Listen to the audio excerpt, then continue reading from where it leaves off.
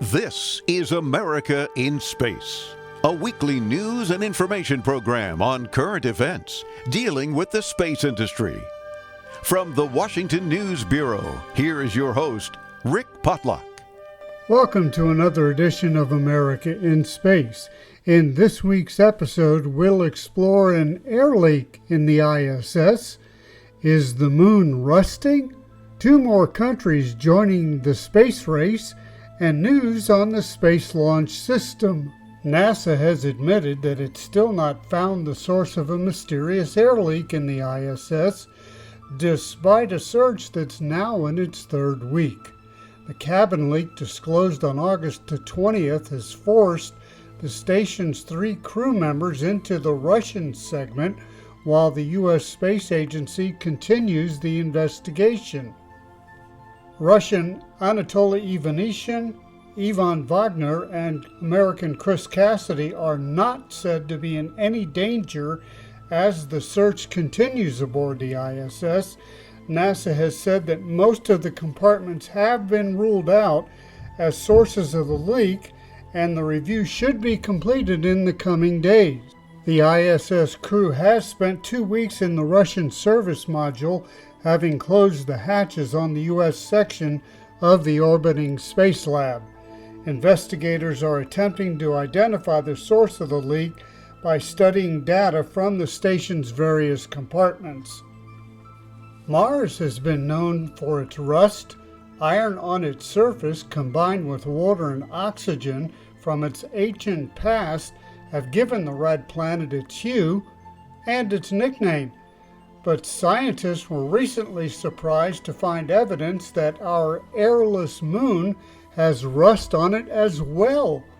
A new paper in Science Advances reviews data from the Indian Space Research Organization, which discovered water, ice, and also mapped out a variety of minerals, while the Chandrayaan-1 orbiter surveyed the lunar surface. But the moon isn't supposed to have oxygen or liquid, so how can it be rusting? Lead author Shuai Lee of the University of Hawaii says, quote, "It's very puzzling." Lee in turn asked JPL scientist Abigail Freeman and Vivian Soon to help out. After taking a close look, Freeman and Soon became convinced that the data does indicate the presence of hematite, an oxidizer, at the lunar poles. Quote, "In the end, there does need to be an explanation for why it's on the moon. But the bottom line is this: the moon is beginning to rust." 2 more countries have joined the spacefaring venture, and you'll be surprised when I tell you who they are. A Scottish company, Skyrora, launched a rocket back on August the 17th from Langanes Spacepoint in northeast Iceland.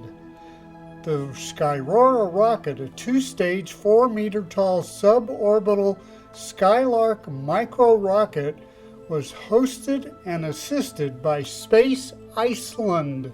Back in 2016, the Icelandic Parliament passed a resolution to apply for membership in the European Space Agency, joining 22 other countries. Meanwhile, the Scottish rocket successfully launched and splashed down a few minutes later in the northern Atlantic Ocean.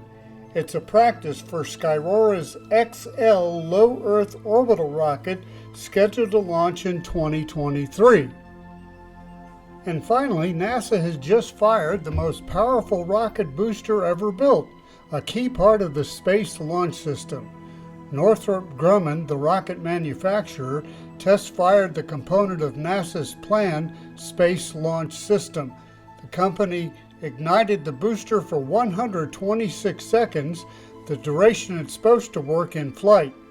2 of these boosters will be attached to the SLS, providing about 75% of the force required to propel the rocket during the first 2 minutes of flight.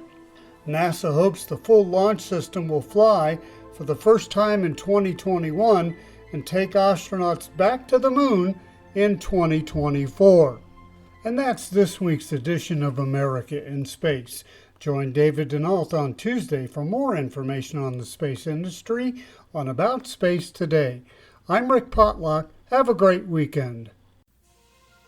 Thanks for listening. Be sure to share our program with your family and friends and follow us on Facebook. Join us each week for news and information on America in Space.